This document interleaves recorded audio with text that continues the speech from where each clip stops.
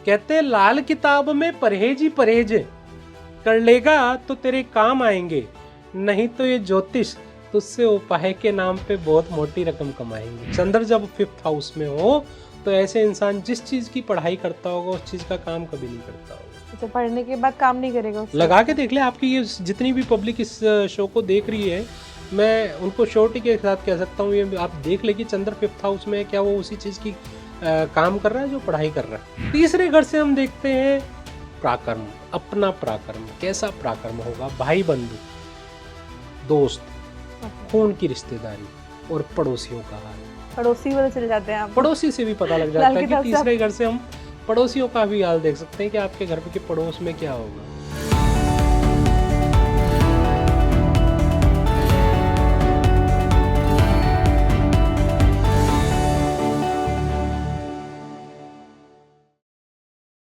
Speaking tree के platform पर हम आपके सामने बहुत अच्छे अच्छे एक्सपर्ट्स, अपने अपने विधाओं के एक्सपर्ट्स लेकर आते रहे हैं। कुछ आप, आई एम श्योर आप लोगों को उनकी जानकारियाँ जानने में, उनकी नॉलेज को समझने में बहुत मज़ा आता होगा। तो आज जो हमारे सामने मौजूद है वो है लाल किताब एक्सपर्ट एस्ट्रो हेमंत। आप, आई एम श्योर आप इनको जानते ज़रूर हैं। वेलकम। नमस्कार जी, नमस्कार। कैसे हैं आप? मैं ठीक हूँ, आप कैसे हैं? मैं भी बहुत अच्छा हूँ। आज तो हमारी बातें बहुत खुल कर लाल किताब के ऊपर होने वाली हैं। तो सब कुछ शुरू करने से पहले कहते हैं कि शुरू करना हो तो सबसे पहले लाल किताब का आगाज ना हो तो मजा नहीं आता ना। आगाज, है ना? तो आगाज कैसे करेंगे? कहते हैं आवाज सुनता हर किसी की, ना ही कोई भूला हो, सबसे पहले याद उसकी, फिर सभी दुनिया की हो। अरे वाह, बहुत बढ़िया। कहते हैं कि आवाज तो ऊपर वाला सबकी सुनता है, कि शर्त कि ना कोई भूला हो, सबसे पहले इसलिए याद उसकी, फिर सभी दुनिया की हो। तो परमात्मा आपके साथ चलता है, आपके ईष्ट आपके साथ चलते हैं। जब आपके ईष्ट आपके साथ चलते हैं तो किसी चीज में आपको हार भी नहीं मिलती है विफलता और नहीं डर भी मिलती नहीं है। रहता किसी चीज और का। मैं तो जिनको मानता हूँ, कहते हैं ना, मैं हार जाऊं ये कभी हो नहीं सकता, बेटा अगर दुख में पिता सो नहीं सकता, इसलिए बहुत बढ़िया। हारा हूँ साथ निभाओ ना बाबा, मुझको भी गले से लगाओ ना बाबा। बहुत बढ़िया, बहुत ही बढ़िया। तो इसलिए बाबा को याद करते हुए आज के इस प्रोग्राम को आपके साथ शुरू करते हैं। बिल्कुल बिल्कुल। तो सबसे पहले मैं आपसे ये जानना चाहूँगी कि लाल किताब एक्चुअली में है क्या? मतलब मुझे जितनी जानकारी है आई एम श्योर बहुत कम है, तो मैं अपनी जानकारी के लिए ही आपसे पूछ रही हूँ कि लाल किताब क्या है? जी, मैं आपको बिल्कुल बताऊंगा कि लाल किताब क्या है। कहते ना, जिस तरह से मैंने कविताओं के माध्यम से आगाज किया है, तो लाल किताब को भी एक छोटी सी एक लाइन के माध्यम से आपको समझाना चाहूँगा, क्योंकि लाल किताब एक अपने आप में ग्रंथ है ना। पर ग्रंथ कैसे है? कहते हैं कि लाल किताब है ज्योतिष निराली, जो सोई किस्मत जगा देती है, फरमान पक्का देख करके आखिरी जो 2 लफ्जी जहमद हटा देती है। अच्छा, मतलब लाल किताब अपने आप में एक ज्योतिष पद्धति है, जिसकी छोटी छोटी प्यारी प्यारी रेमेडीज, और कहते हैं ना कि लाल किताब संस्कारों पर चलना सिखाती है। कि आप देखें कि पुराने ज़माने में बहुत सारे जो माता पिता थे संस्कारों पे चलते थे, है ना। हम पुराने रीति रिवाजों को मान के चलते थे, तो कभी भी हमें ग्रहों की इतनी परेशानियां नहीं आती थी। पर जैसे जैसे जैसे जैसे ज़माना बदल रहा है, उसी तरह वैदिक ज्योतिष का ये एक एडवांस वर्जन है जिसे लाल किताब बोला गया, कि जब लोगों को इसकी आज के टाइम पे बहुत ज़्यादा ज़रूरत है। कैसे? मतलब आज के टाइम पे? आज के टाइम पे कैसे ज़रूरत है उसका मैं छोटा सा आपको एक एग्जाम्पल देना चाहूँगा। एग्जाम्पल क्या, कि पहले देखो, चलती तो ये वेद व्यास जी के टाइम से चलती आ रही है ना। वो भी इन्होंने वेद व्यास जी ने भी लिखा ज्योतिष को, ठीक है। इसके कहीं उससे भी पहले चलती है ये, कभी तो रावण जी ने भी की थी। तो वेद व्यास जी ने उसका आगे बढ़ाया, ठीक है। तो आगे बढ़ते बढ़ते बढ़ते पराशर जी आए, है ना, सब आए। तो उसमें क्या था कि जैसे जैसे पुराना जमाना होता था तो क्या होता था, हवन करना, जप तप करना, लोगों के पास टाइम भी होता था, लोग करते भी थे। बट जैसे जैसे ये कलयुग बढ़ता गया, आज के टाइम क्या आपके पास इतना टाइम है कि आप 1 लाख मंत्र करें, 2 लाख मंत्र करें, 51,000 मंत्र करें, है आपके पास बिल्कुल टाइम? नहीं है। अगर मैं आपको बता दूं तो क्या आप करेंगे? नहीं करेंगे। कर नहीं पाएंगे। ठीक है, तो इसका जो एडवांस वर्जन लिखा पंडित रूपचंद जी जोशी, जिन्होंने इसका पहला एडिशन 1939 में दिया। 1939 में जब पहला एडिशन आया तो क्या होता है कि इतना ज़्यादा डीप था कि लोगों को समझ में आना मुश्किल हो रहा था, तो उसका इसके बाद और एडवांस आया, जिसे अरमान, फिर फरमान, ओके। जो कि 39 और 40 में लिखे, 40 और 41 में लिखे गए। फिर 42 में आया गुटका। ओके। ठीक है, तो छोटा बुक हो गया वो। छोटा बुक गुटका, और थोड़ा सा एडवांस। बट इन चारों का मिश्रण जो कि ग्रंथ के रूप में लिखा गया, वो लिखा गया 1952 में। अच्छा। लाल किताब ग्रंथ, जो कि चारों का मिश्रण प्लस पूरा एडवांस, अच्छा। वो 1952 में लिखा गया। ये कविताओं के माध्यम में लिखा गया, कविताएं लिखी गई उसके अंदर। कविताएं लिखी गई। जैसे मैंने आपको हाँ, 2 हाँ, किताब, ये लाल किताब में ये से लाल किताब की ही अच्छा। कविताएं हैं, ये कोई मैंने अपनी तरफ से नहीं अच्छा। बनाई है। ठीक है, तो लाल किताब कविताओं के माध्यम से लिखी गई, वो भी लोगों को समझ में आना मुश्किल हो रहा था। तो फिर कुछ गुरु आए जिन्होंने इसका हिंदी में ट्रांसलेशन किया, जिसमें मेरे गुरु जो कि निर्मलजीत जी मन्नत लुधियाना के रहने वाले थे, जिन्होंने थोड़ा सा इसमें भी साथ दिया, क्योंकि वो उर्दू के महारत भी थे। तो उर्दू को हिंदी ट्रांसलेट करके उन्होंने आगे बढ़ाया। उनमें हम भी थे जो उनका साथ देते थे, है ना। तो बहुत सारे गुरु लाल किताब के और भी मार्केट में हैं जिनको आप जानते हैं, पर लाल किताब जो है एक तरह से आज के टाइम लोगों की ज़रूरत बन गई है। क्यों? क्योंकि आज किसी भी पद्धति से कोई भी ज्योतिष कार्य कर रहा है, चाहे वो भृगु से कर रहा है, चाहे पराशरी से कर रहा है, किसी भी चीज़ से कर रहा है, बट वो उपाय लाल किताब के दे रहा है। नहीं समझी मैं, मतलब आपका कहने का मतलब ये है कि जो पराशर ज्योतिष है, भृगु ज्योतिष है, वो उनके जो उपाय है वो कहीं ना कहीं लाल किताब से लेते हैं। लाल किताब से ही दे रहे हैं उनके ज्योतिष। अच्छा। क्यों दे रहे हैं? क्योंकि वही चीज है, मंत्राज यज्ञ लोगों के पास टाइम नहीं है, और वो टाइम नहीं है तो फिर क्या है कि लाल किताब में हम ग्रहों की आशियां ग्रहों को देके उनको अपने अनुकूल करते हैं। अच्छा। जब उनको अनुकूल करते हैं तो ग्रह हमारे फेवर में काम करना शुरू कर देते हैं। जब वो काम करना शुरू कर देते हैं तो फिर क्या है, लोगों को रिजल्ट आने लगता है, तो लोगों का विश्वास लाल किताब के प्रति बढ़ता जा रहा है। और लाल किताब के उपाय जो होते हैं वो 100% रिजल्ट ओरिएंटेड होते हैं, कि शर्त आपने दिल से किए हों, विश्वास के साथ किए हों। अब एग्जाम्पल के तौर पे आप बीमार हैं, आप डॉक्टर के पास गए, डॉक्टर ने आपको कहा कि ये दवाई खा लेना, आपका बुखार ठीक हो जाएगा, पर साथ में कोई ना कोई परहेज तो बताए होंगे ना। यस और नो? है ना। तो परहेज और दवाई दोनों चीज आपकी सेहत को जल्दी रिजल्ट देते हैं। इसलिए तो मैं बार बार कहता हूँ, क्या कहते हैं, लाल किताब में परहेज ही परहेज है, कर लेगा तो तेरे काम आएंगे, नहीं तो ये ज्योतिष तुझसे उपाय के नाम पे बहुत मोटी रकम कमाएंगे। सही बोला आपने। तो ये जो आप बोल रहे हैं ये भी लिखा हुआ है उसके अंदर कि ये लाइनें सारी लाल किताब की ही हैं जी। तो मतलब कुछ लाइनें हमारी बनाई हुई भी है, ऐसा नहीं है। अच्छा। तो कहीं ना कहीं क्या होता है कि जब लाल किताब की कविताओं के पढ़ रहे होते हैं तो आधे कवि तो हम भी बढ़ जाते हैं। बिल्कुल, अब राइम करना सीख जाते हैं उसके साथ। जी जी। तो ये सारी चीजें कहीं ना कहीं लिखी हुई हैं और कुछ बनाई हुई हैं। अच्छा, तो जैसे लाल के हम जितना एस्ट्रोलॉजी थोड़ा बहुत हम लोग आजकल हमारे गेस्ट आते हैं उनके जरिए जो हमें समझ आता है, एस्ट्रोलॉजी में हमारी कुंडली बनती है, उसमें 12 खाने होते हैं, 12 भाव होते हैं। तो कुछ लाल किताब में भी इसी के थ्रू आप किसी को जज करते हैं? कुंडली तो सेम ही बनती है, चाहे वो वैदिक से बने चाहे वो लाल किताब से बने, आपकी कुंडली सेम बनेगी, तरीका सेम होता है। तरीका सेम होता है। कुंडली में वही डेट ऑफ बर्थ डलेगा, बर्थ टाइम डलेगा, बर्थ प्लेस डलेगा। ठीक है, वो डलने के बाद पढ़ने का तरीका अलग होता है। जैसे हम कैसे पढ़ते हैं, हम मेष लगन को ही लगन मानते हैं। यहाँ पर पंडित जी क्या लिखते हैं, कहते हैं राशि छोड़ नक्षत्र भूला, ना ही कोई पंचांग लिया, 12 के 12 घरों को हिंद मान, सारा हाल बयां किया। ठीक है, मतलब कि हम मेष लगन, पहले घर को मेष लगन ही मानेंगे। जिसको आप खाने बोल रहे हैं, भाव बोल रहे हैं, वो खाने वर्ड इसलिए लिया गया क्योंकि ये पंजाब से लिखी गई है। पंजाब में आपने गांव सुना होगा फरवाला कहाँ पड़ता है? ये पड़ता है फगवाड़ा के पास। तो वहाँ के पंडित रूपचंद जी जोशी थे जिन्होंने इस किताब को लिखा था। तो वहाँ पर क्या है, पंजाबी और उर्दू वर्ड का ज़्यादा यूज हो रहा था।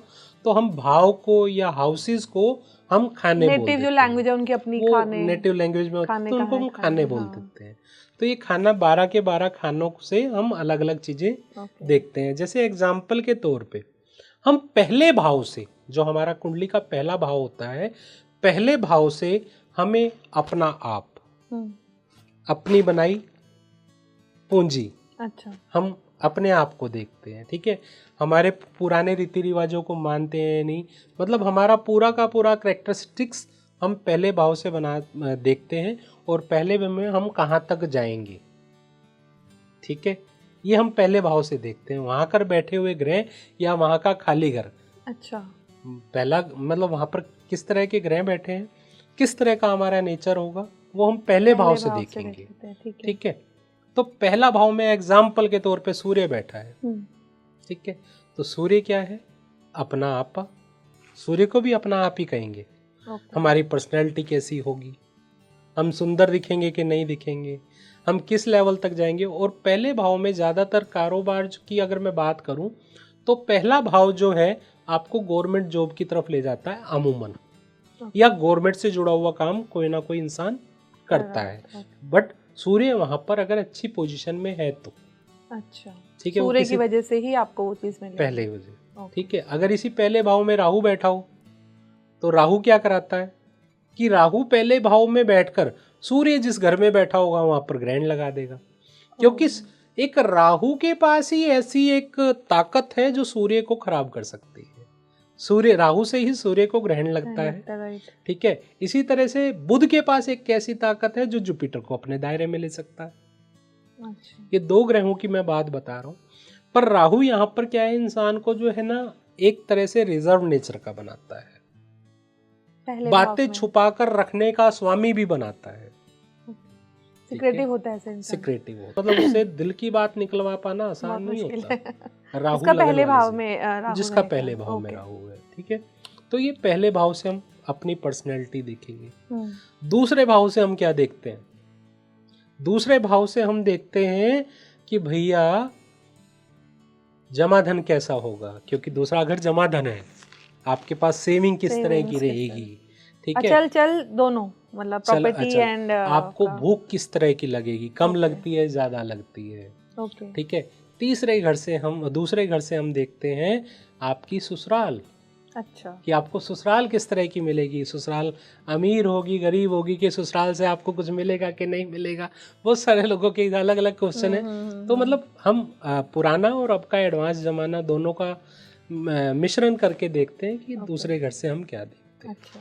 तीसरे घर से हम देखते हैं प्राकर्म, अपना प्राकर्म कैसा प्राकर्म होगा, भाई बंधु, दोस्त, खून की रिश्तेदारी और पड़ोसियों का हाल। पड़ोसी पता चल जाते हैं, पड़ोसी से भी पता लग जाता है कि तीसरे घर से हम पड़ोसियों का भी हाल देख सकते हैं कि आपके घर के पड़ोस में क्या होगा। एग्जाम्पल के तौर पे केतु आपके 3rd हाउस में हो। ठीक है, केतु आपके 3rd हाउस में है तो क्या देखेंगे कि आपके पड़ोस में राइट साइड और लेफ्ट साइड के क्या हाल है। तो मतलब आप देखना, केतु किसी का 3rd हाउस में हो तो राइट और लेफ्ट के पड़ोसी के हाल ज्यादातर अमूमन खराब ही मिलते हैं। अच्छा। ठीक है, शनि हो तो घर से तीसरे घर के हालात खराब मिलते हैं। तो क्या हमारा आस पड़ोस के लोगों के हालात खराब है, इसके लिए हम ही दोषी हो जाते हैं कि हमारा देखो कुदरत ना फिर यहाँ पर काम ऐसा करती है कि आपके 3rd हाउस अगर खराब है ना तो आपके आस पड़ोस में कोई घर ही नहीं हो। अच्छा, ओके। आप कई बार देखना आपके आस पड़ोस में घर ही नहीं होगा, अगर घर होगा तो वो खाली रहता होगा। अच्छा, अगर उनकी कुंडली में केतु खराब नहीं हो रहा किसी तरह से, आपकी कुंडली में हो रहा है, तो कुदरत ऐसा काम करा देती है। ओके। शनि 3rd हाउस में हो तो घर से तीसरा घर खराब होता है। घर से तीसरा, ओके। ठीक है, कई बार आपको सुनने में आता होगा कि बहुत सारे लोग कहते हैं यार हमारे घर से तीसरे घर में से लड़की भाग गई है, वैसा भाग गई। तो ये लाल किताब सब बताती है, इसके योग बनते हैं। ओके, है ना। ये तो बहुत इंटरेस्टिंग है, मतलब मुझे सुनने में बड़ा मजा आ रहा है। नहीं देखो, इंटरेस्टेड लाल किताब आपको पूरा देखो, लाल किताब जो है ना पूरी की पूरी सूत्रों पे चलती है। ओके। और सूत्र किस तरह से काम करते हैं कि मतलब एक बार बोल दिया ना ये चीज ऐसे है तो है, बट आपको पढ़ना आना चाहिए। आप समझ रहे हैं ना। अब किसी को पढ़ना नहीं आ रहा, सिर्फ सूत्र ही लगा रहा है, तो वो भी गलत। क्योंकि लाल किताब को पढ़ने के लिए इसका पूरा बेसिक आपको समझना बड़ा जरूरी है। अब जिस तरह से शतरंज खेलते हैं, है ना, तो शतरंज खेलते हैं तो उसमें क्या देखते हैं कि आपको नियम नहीं मालूम तो नहीं खेल पाओगे। उसका नियम क्या है कि राजा को कैसे बचाना है। तो लाल किताब का काम क्या है, कैसे इंसान की जिंदगी को बड़े स्मूथली तरीके से इस भव सागर से पार निकाल के ले जाना है। तो ये लाल किताब की ताकत है। तो इसी तरह से अगर बात करें फोर्थ हाउस की, तो फोर्थ हाउस से क्या है, फोर्थ हाउस बेसिकली माँ की गोद, चंद्रमा का अपना घर है ना। तो फोर्थ हाउस से हम माता खानदान, नगद धन, कि आपके पास लिक्विडिटी कैसी होगी, ठीक है, आपकी एजुकेशन कैसी होगी, राइट, ये हम फोर्थ हाउस से देखते हैं।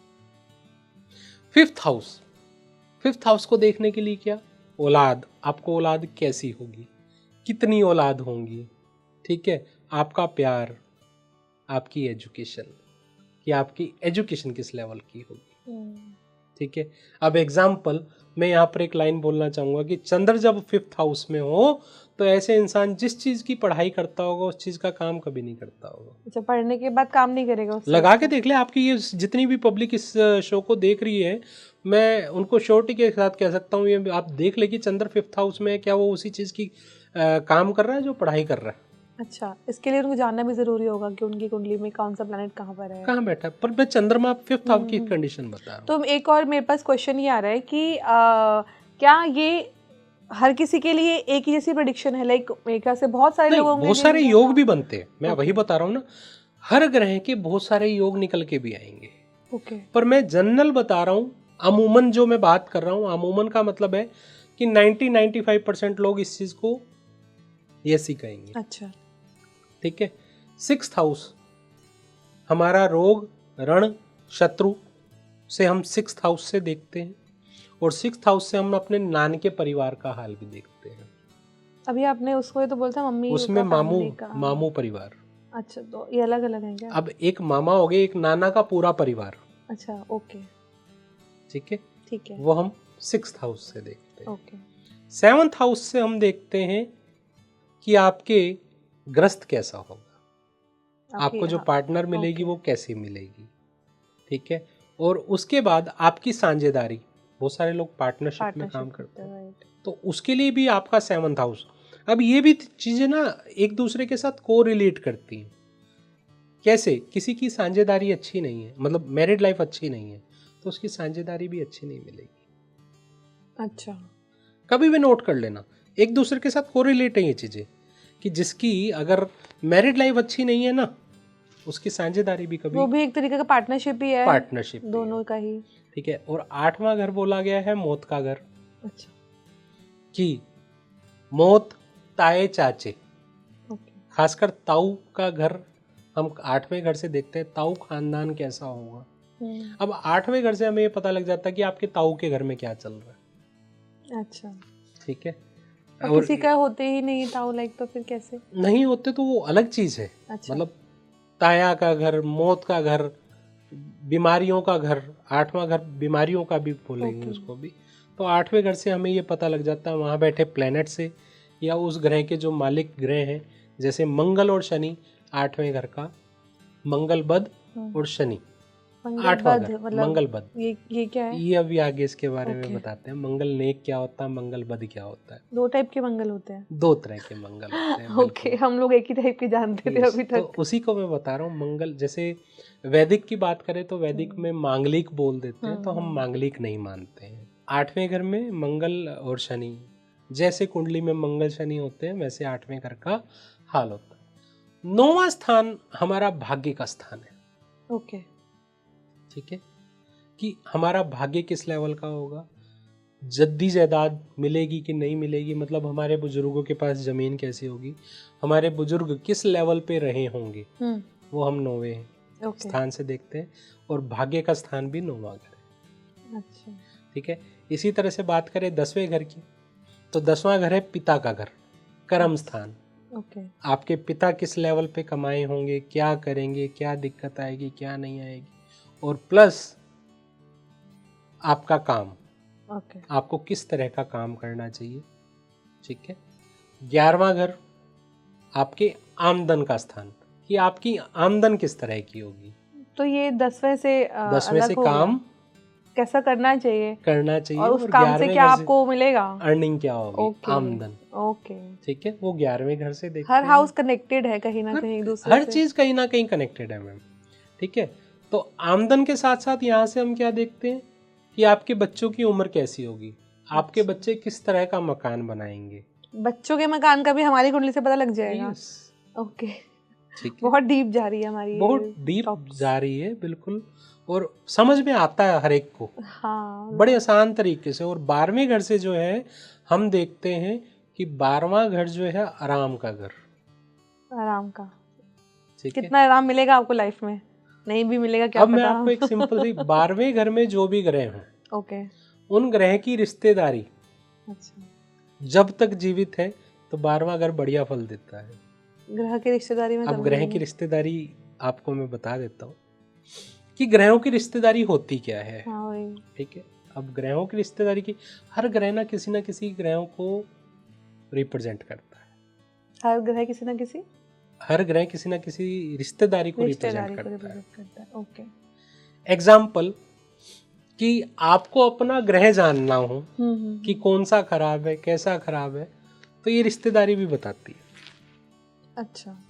अब जैसे आपका जुपिटर खराब है, ठीक है, तो आपके रिलेशन आपके पिता से, दादा से, परदादा से अच्छे नहीं होंगे। और लड़की की कुंडली में जुपिटर देखेंगे तो क्या देखेंगे कि उसके ससुराल के साथ रिलेशन अच्छे नहीं होंगे। अच्छा, लड़के और लड़की में यहाँ डिफरेंस आ जाता है। यहाँ डिफरेंस आ जाता ओके। है। ठीक है, तो मतलब लड़की की कुंडली में अगर देख रहे हैं ना, उसका जुपिटर अच्छा है या नहीं है, अगर उसके ससुराल के साथ रिलेशन अच्छे नहीं है लड़की के, तो उसका जुपिटर खराब है। और लड़के के दादा, परदादा, पिता के साथ रिलेशन अच्छे नहीं है तो समझ लो जुपिटर खराब है। तो यहाँ पे वैदिक सूर्य को पापा का रिप्रेजेंटेटिव हम मानता। जुपिटर को ओके, आप जुपिटर, लाल किताब में ठीक है? जुपिटर को मानते हैं। पढ़ाई का बीच में रुकना, ये भी जुपिटर खराब है। अच्छा। ठीक है, आपको मान सम्मान ना मिलना, ये भी ओके। जुपिटर खराब है। ओके। ठीक है, इसी तरह से चंद्रमा, अच्छा। नानी, दादी, परदादी, विधवा औरतें, मां समान, ये चंद्रमा है। ठीक है, मंगल, इनके साथ रिलेशनशिप खराब है तो आपका चंद्रमा खराब चंद्रमा खराब है। ओके। आप समझ रहे कि नानी, दादी, माँ, विधवा, माँ समान औरतें, ये चंद्रमा का रूप है। ओके। ठीक है, तो इनके साथ कई रिलेशन खराब हो रहे हैं तो चंद्रमा खराब है। अच्छा, काफी इंटरेस्टिंग है कि हर प्लैनेट एक ना रिलेशनशिप को, ये तो मैंने सिर्फ आपको जनरल वो बता रहा हूँ। अगर मैं इसको पूरा कवर करने लगूं तो पूरे हाउस के साथ साथ, मतलब हर हाउस में रिश्तेदारी बदल जाती है कि इस घर में ये ग्रह बैठा है, इस घर में यहाँ ये ग्रह बैठा है, तो इसकी ये रिश्तेदारी बनती है। अच्छा। और लाल किताब में ही यही कंसेप्ट है कि भैया अगर आपको उपाय नहीं करने, आपको कोई मंत्र जब तप नहीं करने, वैदिक की भी बात कर रहा हूँ, कोई स्टोन नहीं पहनने, और अपने ग्रहों को फिर भी ठीक करना है, तो अपनी रिश्तेदारी को अच्छा कर ले। अच्छा, मतलब अगर हम जनरल लाइफ में अपनी फैमिली के साथ या अपने फ्रेंड्स, आप ये देखो ना, पुराने जमाने में क्या होता था कि हम अपनी फैमिलियों को, मतलब हम मासी के यहाँ भी जाते थे, हम कभी दादी के यहाँ जा रहे हैं, कभी नानी के यहाँ जा रहे हैं, सारी रिश्तेदारी मिलजुल के रहती थी। आज के पास तो, आज किसी के पास टाइम ही नहीं है। सब कुछ तो राहु ने ले लिया। अब आप कहेंगे राहु ने कैसे ले लिया, मोबाइल क्या है राहु। ठीक है, ये तो खैर फैक्ट है। तो ये सब कुछ फैक्ट है। तो पुराने जमाने में ऐसा होता था, इसलिए ग्रह हमारे अच्छे रहते थे।